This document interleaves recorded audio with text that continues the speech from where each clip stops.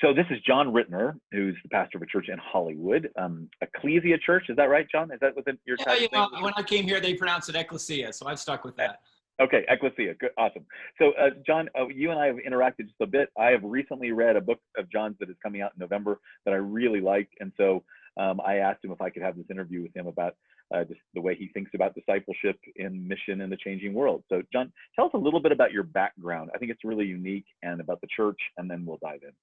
Yeah, sure. I came to Christ in a fraternity house while in college, and that was kind of this ironic, beautiful moment where, you know, as someone who had grown up in the church and left the church and decided I was never going back, I was in a very non-churched culture, and yet these Christian guys were kind of embedded in this fraternity house living as missionaries. And so it was my first moment of recognizing that, you know, the church is called into these hard places.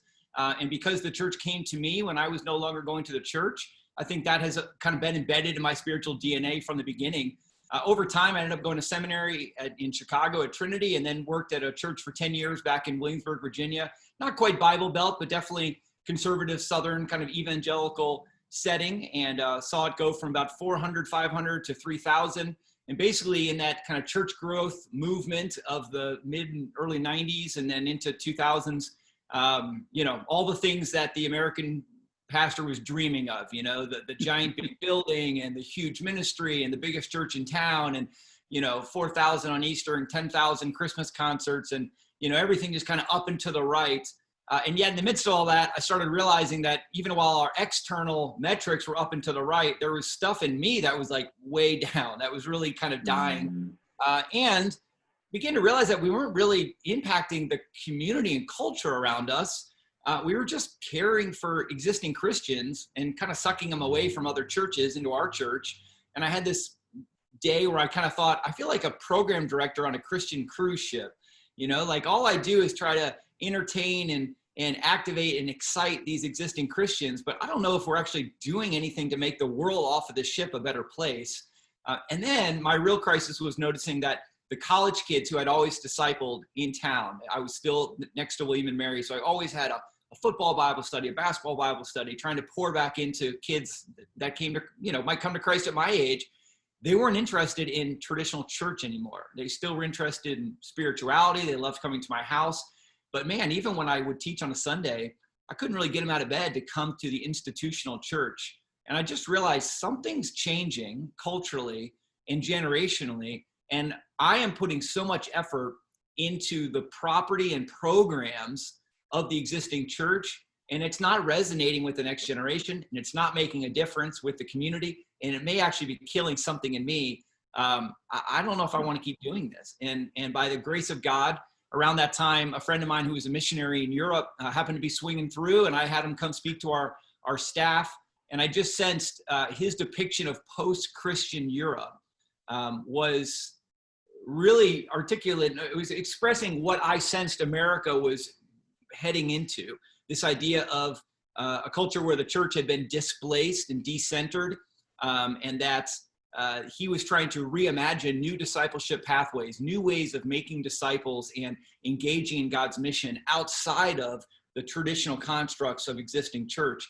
And I thought, man, I want to learn that. I want to see what he's doing. And so my wife and my family, we had 2 kids, 6 and 4. We basically became short-term missionaries, and we went over to Brussels. We lived there for 3 years on a missionary visa, and we helped my friends Carlton and Shannon in Brussels, Belgium. We helped them kind of plant and launch micro churches all around the city in the different regions of the city, the different neighborhoods that would then come together once a month for kind of an all city movement gathering. But our primary life as a church was in micro communities of maybe 25 to 30 people, living out in community, acts of mission, and then gathering on our own for small worship experiences. And so kind of that rhythm of much more of an outward focused, missional, incarnational style of church, rather than this attraction when we have to bring the world to us. And so after 3 years of kind of practicing and experimenting and making a ton of mistakes and learning in that, you know, that sandbox, as I like to call it, we felt like God was calling us back to the U.S. to try to help apply some of these lessons and share some of the things that we had learned in this future context into the present, with the American church. And so we ended up looking at some urban centers that might be wrestling with post-Christianity, and ended up out here in Hollywood, and have had a great experience the last 5 years working with an existing church, Ecclesia, that has kind of been through a couple different iterations, but was primarily structured as a Sunday-centric, church growth model that was meeting in a cool theater and had the charismatic leader and was up to 700 people, but then had their own kind of crisis that caused them to be cut in half and lose some of their draw and appeal. Other churches popped up, and they were having their own kind of identity crisis that really resonated with the one I had back in Virginia. And so we felt this calling to kind of come alongside and walk together and try to experiment and figure out this new reality, recognizing that we didn't have the answers, but we kind of knew the right questions, and we knew that we needed to learn along the way. And so your book was a fantastic resource for me when I first got here, and someone at Fuller kind of said, hey, what you're trying to do is like what this guy just wrote about. You'd love this. And then when we got a chance to meet, I thought, man, I'm so glad there are other people, especially out here on the West Coast, who are really wrestling with this idea of adaptive leadership and learning as we go. And so it's been a fun time, our community is now 5 years into this process.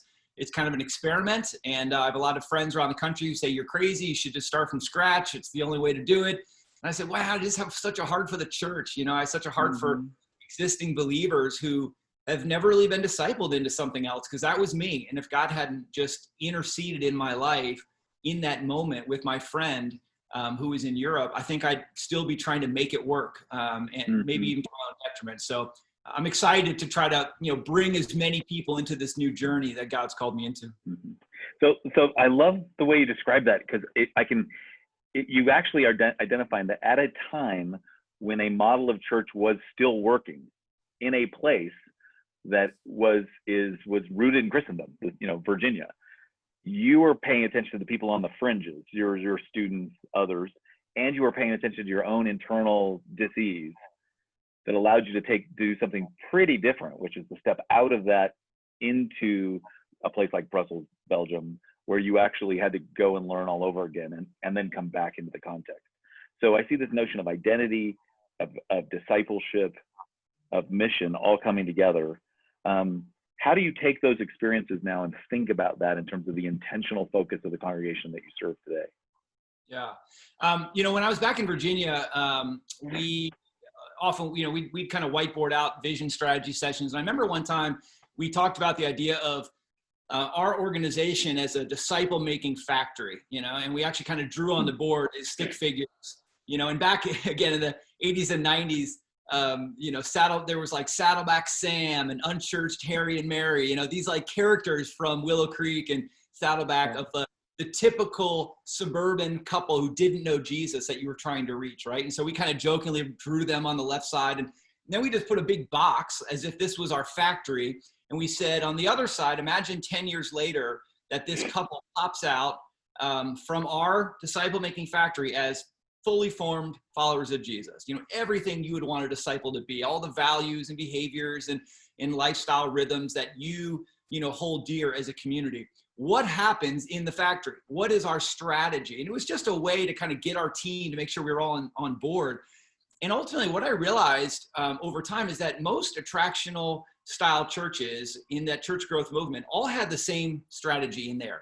The first part of it was a worship space, a Sunday morning worship space where you invited your non-Christian friends or your seeker friends into a Sunday environment that was very hospitable and very welcoming and seeker friendly, all these sorts of terms.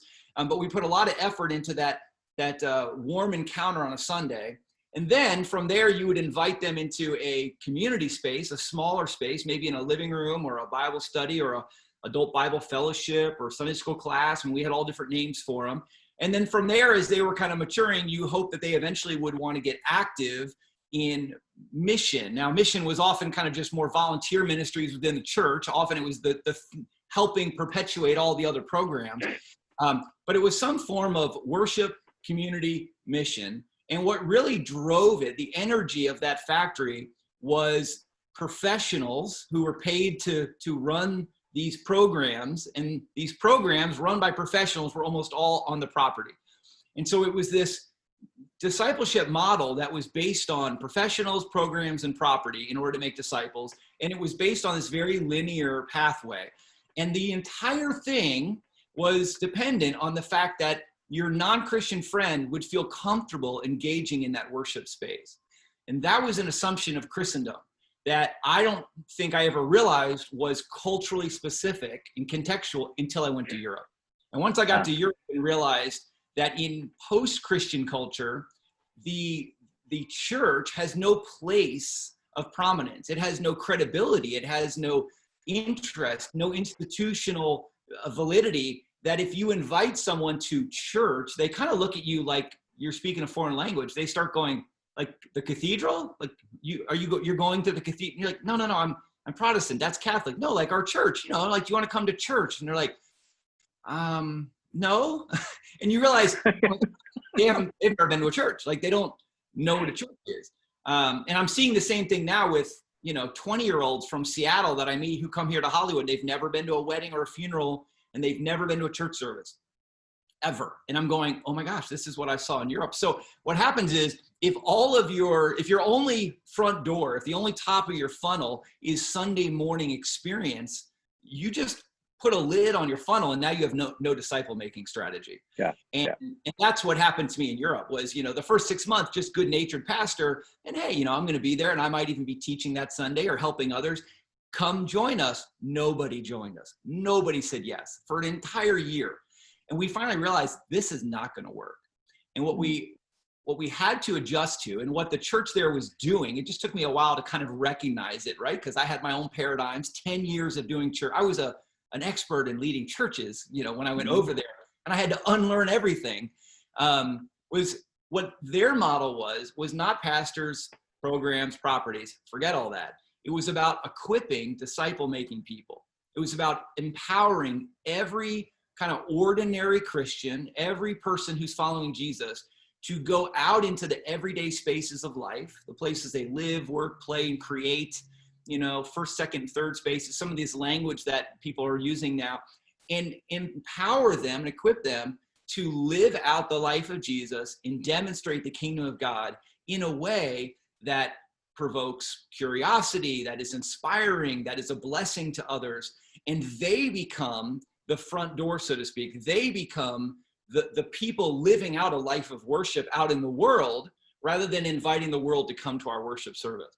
And so what we did in Europe was our discipleship pathway, or disciple-making pathway, we just totally flipped it. We inverted it. What we realized was it starts with the individual believer living on mission out in the community. And then as you bless people and discern what is good news, what does the kingdom of God look like in this place? I like to ask the question, what sucks here? Does it suck for anyone else? And what can we do together to make it suck less for everyone? That's a question you can ask your neighbor, even if they don't know Jesus and they think that's kind of fun to think about. So, that's a way of discerning mission. From those mission encounters, we would invite people into smaller community, a dinner party, a coffee at a local cafe. Would your family like to go to the park this weekend with our park? And in those communities, you get to have more meaningful spiritual conversations, maybe even process what you did in mission. And out of that, you begin to reveal to them kind of your heart of worship, and invite them to consider what it might look like to worship Jesus as Lord.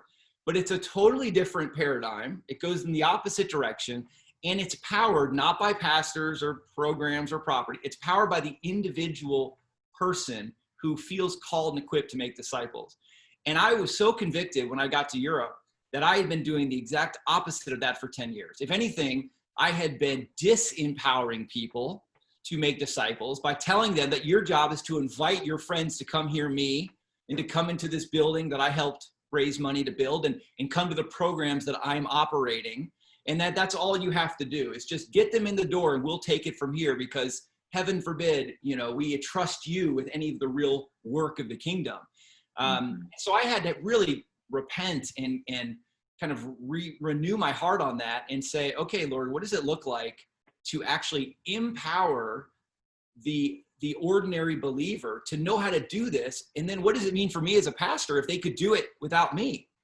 Like, that's my identity crisis, because everything was built around me as the center, the celebrity, the one who made it all happen as the pastor. And now I'm going to be decentered and I'm going to be empowering them. And what happens if they become mature enough that they don't actually need me? That becomes the journey, I think, of a leader in this process, to become okay with that and to redefine success as like, well, that would be amazing because then I could move on to someone else, or, you know, then my ministry would actually kind of multiply rather than everyone being dependent on me. But again, when you've done at least 10 years in a mega church, it takes you a while to kind of rewire all of that circuits around success. Yep. So say a bit more about, I mean, you've already talked about the loss of the professional identity, but it's a reframing of the pastoral identity. Yeah. So say something about equipping and say something about community. You use the word individual, the individual believer a lot. So say something about the role of the pastor in terms of equipping and in community in this model that you're talking about, this flipped ecosystem, this unfactory. Unfactory, yeah, exactly. I think the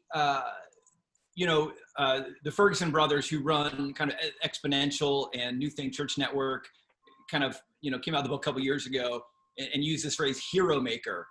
And I really like that concept. Now, of course, Jesus is the ultimate hero, but the point they're trying to make is that traditionally in the churches, the lead pastor, the professionals, whoever's on the platform, the platform gifts, those are the heroes, right? But the goal of a pastor is to actually make the ordinary people into the heroes, to empower them so that they have a story.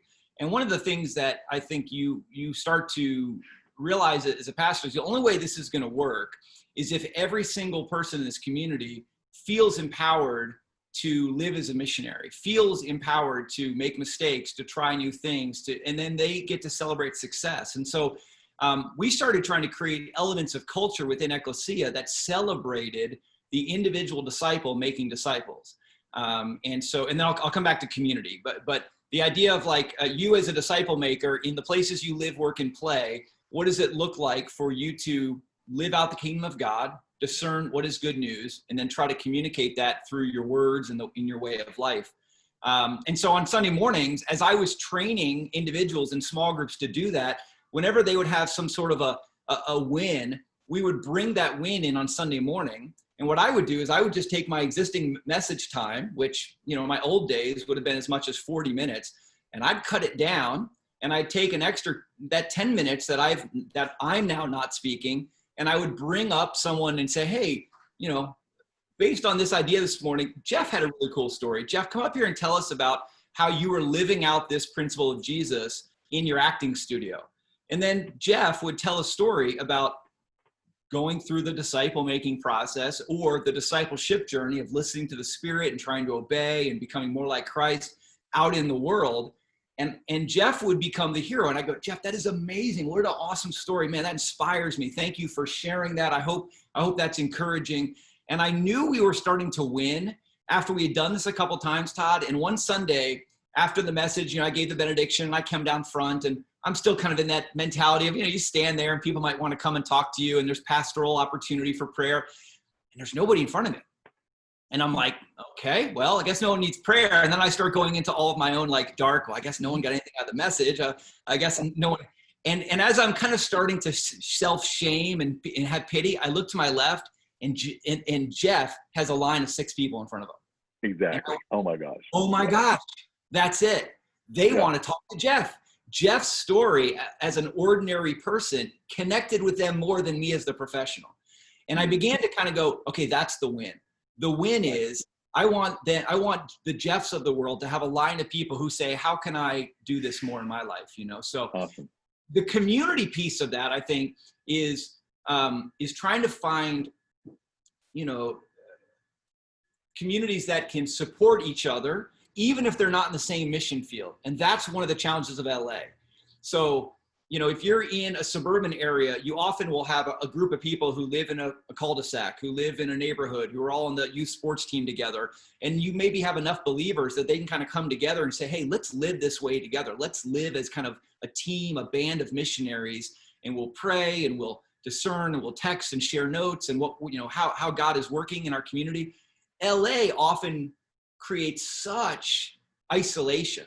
And my community tends to, because we're kind of more industry centric, we draw from all over the Valley and all over LA in order to kind of create a community of artists that most people don't see anyone else from their faith community during the week.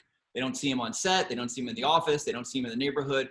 And so they are often operating as individual missionaries. And so one of the challenges we've had is trying to create, if you can't create what,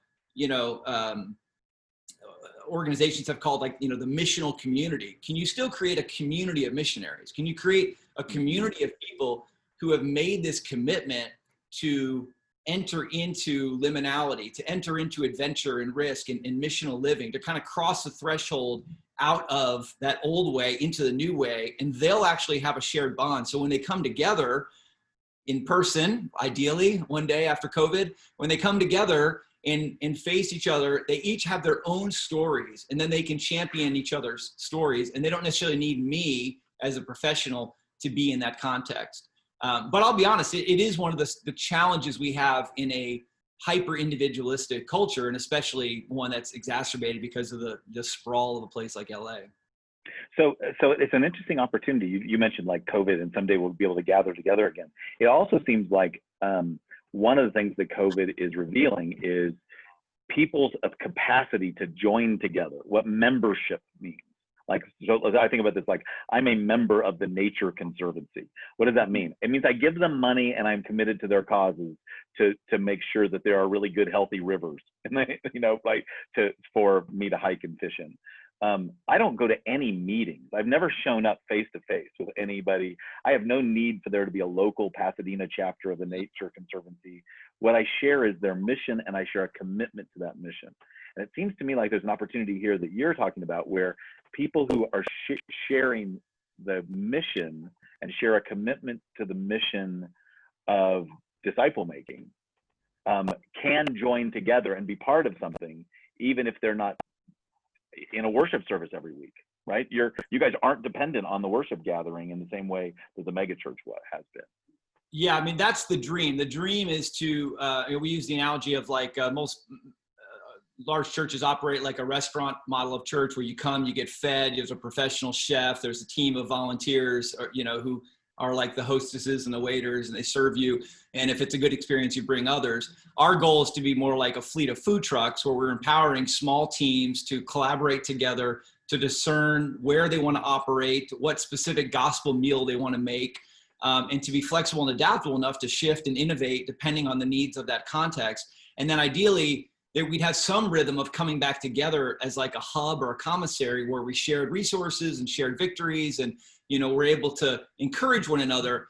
But the focus, the life of the church would be on the food truck operating, not on the commissary gathering. And so in Brussels, for instance, that commissary gathering was only once a month, but the food trucks were operating more than just one Sunday. They often had 2 or 3 contacts during the week engaging in the neighborhood. So they're more active and more impactful. I think what you're saying about the bond of community is really interesting, because most churches tend to form community around like-minded thinking, or similar values, similar thoughts. They don't necessarily, and maybe even similar behaviors in terms of like passive behaviors, but they rarely form community around shared action, shared adventure. And yet, if you ask any 20-year-old, 30-year-old, what was the most meaningful experience of your faith journey, what they often will tell you is it was an overseas mission trip. Oh my gosh, I grew so much. That idea of crossing the threshold, entering into liminality, forms that old Latin word communitas, which my friend Alan Hirsch has been trying to reclaim. This idea of community forged in adventure. It's the Marine Corps, the Navy SEALs going out into battle and becoming lifelong friends. It's that sports team that went 16-0 and every week had to depend on each other. It was my fraternity pledge brothers, 19 of us, going through that pledge period together. And then even as you moved up, those were always your closest friends. We don't have that in church. There isn't a lot of communitas in the church. There's just like-minded people, but they haven't actually risked anything together. This model that leads with action, it's kind of an action reflection model rather than a thinking model, really forges deeper community. And if you can get people taking risks side by side, that's where the bonds of communitas come up. And that's what then forges the community and breaks them out of the hyper individualism of like, I can do this on my own. And so I think as a leader, you have to figure out, how do we cultivate those experiences? Because again, the church doesn't do that naturally well. Mission trips was a good idea. Local serving opportunities for mission, as in terms of kind of local engagement, acts of blessing, is really strategic. So the last Sunday before COVID, we experimented with this. We called it Pop-Up Sunday. We joke that we have restaurant style church. We want to be a food truck style church. In between, we're going to experiment with a pop-up style of church, which is, like a pop-up restaurant that appears for a short period of time. And so on that Sunday, in 7 or 8 locations all over LA, we had pop-up expressions of church out in the community. Now, church doesn't mean worship, church meaning mission. Again, leading with mission and back-ending worship. And so what we did was, our community on their own, they had been meeting for a year, planning and praying for what would an act of mission, an act of blessing in our neighborhood look like on that day. And then who from outside our community can we invite to join us, because they might share this common cause.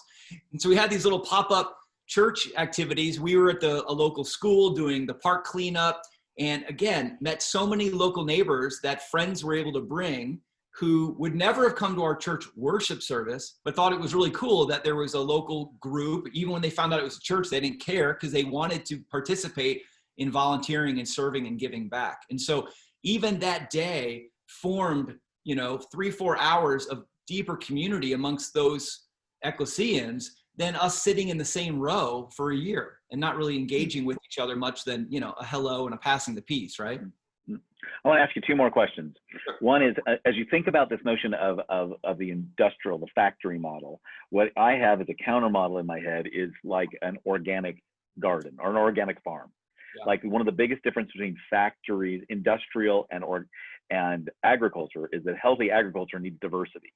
And so the difference between, say, an agro business where we're going to produce are this type of corn, this type of chicken, or a healthier community that is much more diverse.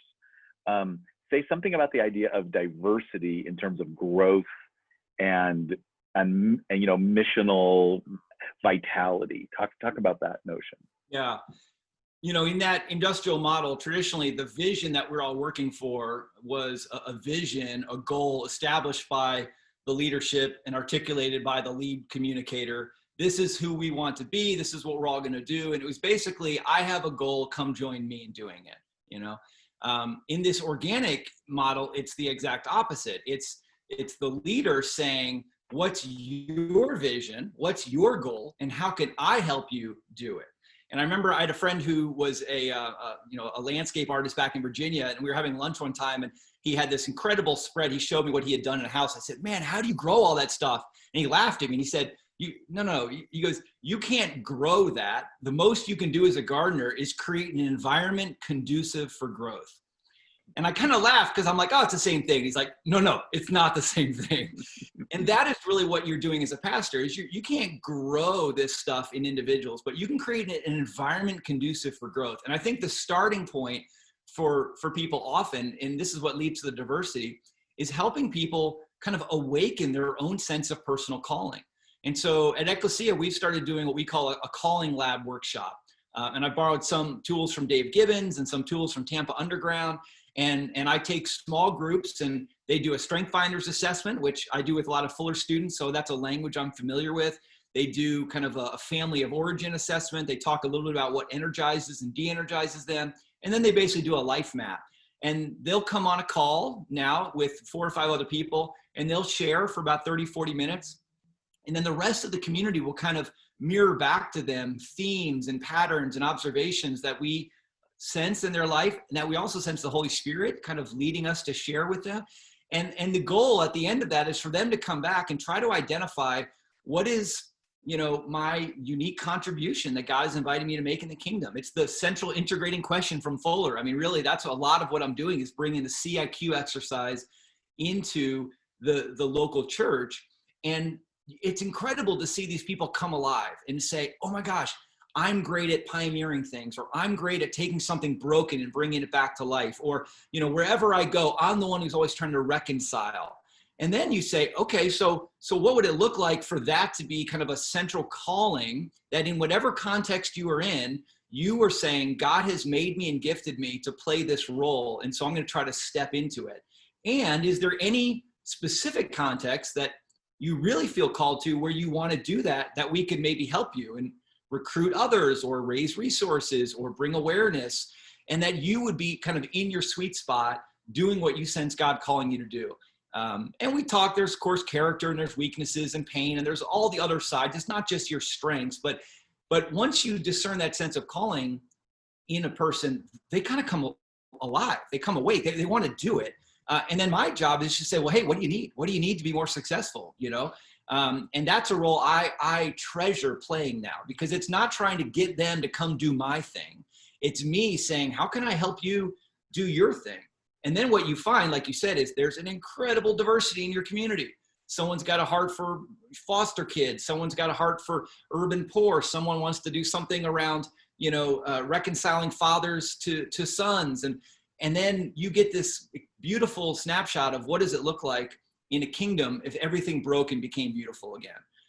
It's not just building a one local church, but it's across every kind of sector of life. We call it the nook and crannies of the city. You see people embedding and bringing the kingdom there. And so that's been really exciting for me. And again, new skill. I do a lot of reading. I went to some, I went through these sorts of calling labs on my own, because it wasn't something I'd been trained to do in my own kind of mega church upbringing. So let me ask you this final question. If you were, if I was a bishop and you were in my, and you were one of the pastors in my diocese, yeah, and I wanted to relocate you, and I said, John, what we're going to do is we're going to actually take you out of Hollywood and we're going to put you in another city. It'll be a city, but what I'm going to put you in is the first church of that city. So first, the downtown cathedral, the church that used to have a glory day, but today is just hanging on, and you can see it in its cracked paint and in its demoralized people. And I want you to take this model, and I want you to take that model and infuse it with their history. What would you do? How would you adapt a traditional church that has been rooted out of Christendom into this model today? What would be the steps? Yeah, I think, man, those first 6 months would be such a season of prayer and discernment about, what is actually here. Is there some pioneering apostolic spirit embedded in here that may be latent so that we could, blow some oxygen on, or has all of that kind of left? Do we really just have more of a static? And it's interesting, one of the Presbyterian denominations out here in California, I met with a guy who works for them, and he says his job is to basically go around and evaluate existing dying communities and decide, do they need a hospice pastor or do they need to be replanted? And I remember thinking, whoa, hospice pastor, that is a harsh term. He's like, well, honestly, there are a lot of churches that just need to die well. They just want to die with dignity. They want to know that they, and then when they all pass away, the resources they've left behind, we may find a way to funnel into new life, So one of the things I would say is I'm probably not a great hospice pastor. I definitely like resurrecting things rather than, kind of empathically caring for them towards the end. But if there was some new life in there, I think the key is to try to identify, are there any innovators? Is there anyone who's a little frustrated by the fact that we haven't done anything?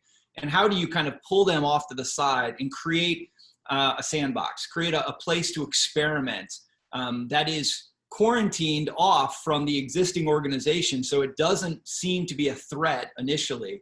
And I use the language that maybe your class has been studying, kind of the Everett Rogers diffusion of innovation, the Malcolm Gladwell tipping point, that you've got to get those innovators and early adopters, the people who might buy into your ideas and begin to start some new practices and begin to create those practices off on the side, out in the world, so to speak, not as a threat to Sunday morning, not as a threat to existing programs, but as you begin to train some of these new missional livers, the best way to expose the community to what they're doing is through strategic storytelling.